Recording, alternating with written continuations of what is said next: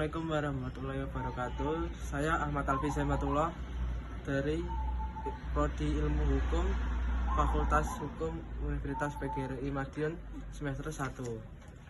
Dan di sini saya akan menerangkan mengenai hukum tata negara. Dan materi pertama yaitu peristilahan hukum tata negara, dan yang kedua yaitu definisi hukum tata negara. Jadi, ilmu hukum tata negara adalah salah satu cabang ilmu hukum yang mengkaji negara dan konstitusi. Sebagai objek kajian misalnya seperti ilmu negara dan ilmu politik, dan selanjutnya ilmu hukum administrasi negara. Istilah hukum tata negara identik hukum konstitusi, yang berarti hukum sosial karena objek kajian hukum tata di samping negara. Objek kajian terdepan unsur konstitusi yang lebih menonjol. Istilah hukum tata negara dalam arti lebih luas cakupan pengertiannya daripada hukum konstitusi. Hukum konstitusi lebih sempit karena hanya mengkaji terbatas pada Undang-Undang Dasar Negara.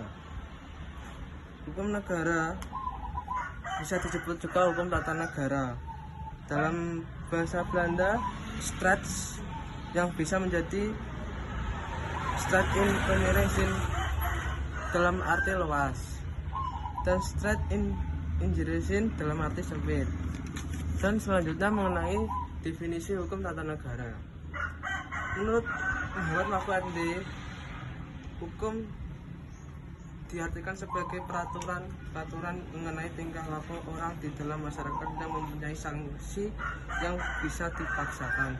Jadi, menurut kesimpulan dari saya, hukum artinya bisa menata kehidupan manusia dan melindungi kehidupan manusia.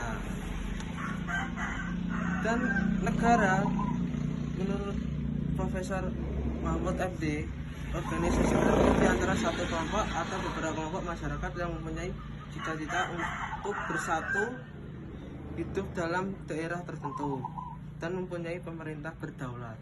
Jadi itu setiap isi dalam unsur-unsur negara mulai pertama itu wilayah, penduduk, dan kedaulatan republik.